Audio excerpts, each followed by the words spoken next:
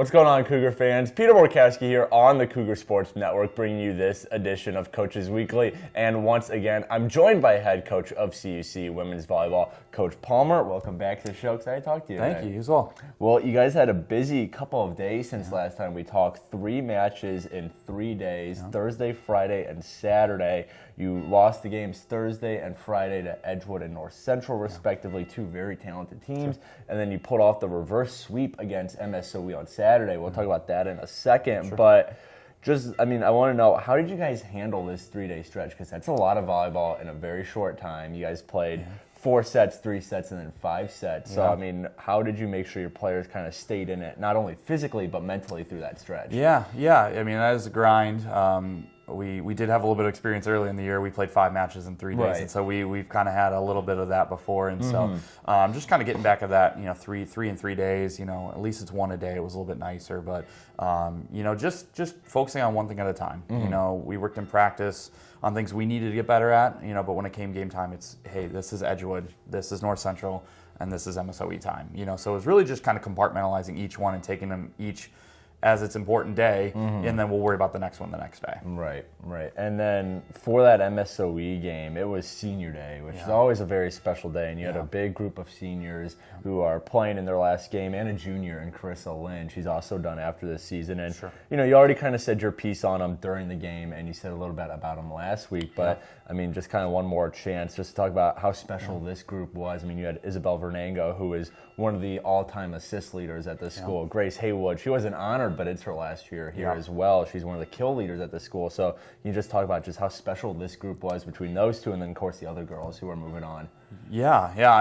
Great group of kids, great group of athletes, and just wanted to come in and work. And obviously coming in as a freshman in COVID, that's always been a unique time as coaches have kind of gone through now, and just for someone to stick with it through all of those trials and tribulations of being a college athlete during that time of life right now. It's been really special to kind of see them persevere and grow and kind of help this program, develop into what it's going to be. And that's something we've talked about is legacy and just, what the impact they have now on this year, but not only, in years to come. That recruits and everyone are going to see them and be like, I want to be like them, or I want to be here because of them. And so that's really special. Right. And you mentioned perseverance. I think that's a good word to describe that game in general. MSOE went up 2-0 in the match early, and then you guys stormed back 3 straight set wins to win it in 5.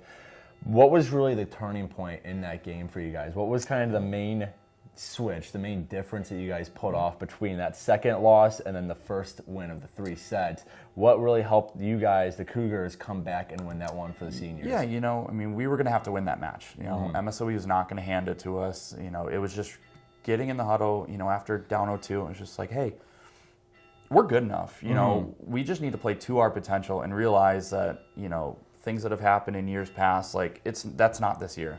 This 23 season is not like any other season, and we're here for each other, and we're going to take care of each other, and we're going to defend ourselves, and we're not just going to say, woe is me. We're going to go out there and we're going to compete every single day. And we'll find out what happens at the end, but we're going to go out there and we're going to push every single match. And so that you just really saw them go, let's go. And we went, and that was our best. The third set was our best offensive performance of the night from a set standpoint, and then we just kind of turned it on from there and just kept rolling. Right, and a big reason for that turnaround was the freshman Bethany Rothwell. 25 digs, that's a season, and of course a career high for her in her first year. And we've seen, at least here in Geisman, we've seen sprinkles of her playing. She's come in for a serve, she's come in as a defensive specialist, but she got the start that night at Libero and performed wonderfully in that role. So I'm sure as head coach, for someone who's going to hopefully be here for another 3 years after that, that was really encouraging to see out of Rothwell and really helped turn that game over. Yeah, she was huge. Just, she's been working really hard in practice, and, as a freshman to come in and get a lot of playing time, you don't always have that. She's just handled it maturely, and,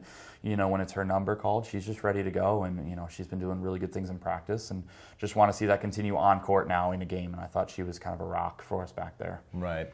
And then the season continues tomorrow night, a big game here in Geisman against Dominican, probably CUC's biggest rival. And I know this is your first year here at CUC, but have you kind of got that sense from the team that this game, obviously every game's important, but this game against Dominican, who's 5 minutes walk down the street, that this game really means something to these girls more than maybe some of the other games, just in terms of that rivalry. Yeah, it's they're right down the road. We see each other out and about, and obviously it's a big conference game for us, and so being at home for that and having the momentum of taking care of MSOE and now having another conference opponent, when we're talking long term. We want to be in the race for the conference tournament, and it starts with Thursday night. Getting another high level game going, and so I think they take it pretty seriously, and so we're excited to have them here and see what we're made of. Definitely. Well, the Dominican Stars, they travel here to CUC tomorrow night. That is Thursday night, a 7 p.m. matchup at CUC. Coverage for it can be found at our website, cucougars.com. The live stream on our YouTube page, CUC Sports. Coach Palmer, thanks again for joining me today, and good luck tomorrow and moving on. Thank you. I'm excited to talk to you again same time next week. Time. But until then, this is Peter Borkowski signing off of the Cougar Sports Network and wanting to say, as always, go Cougars.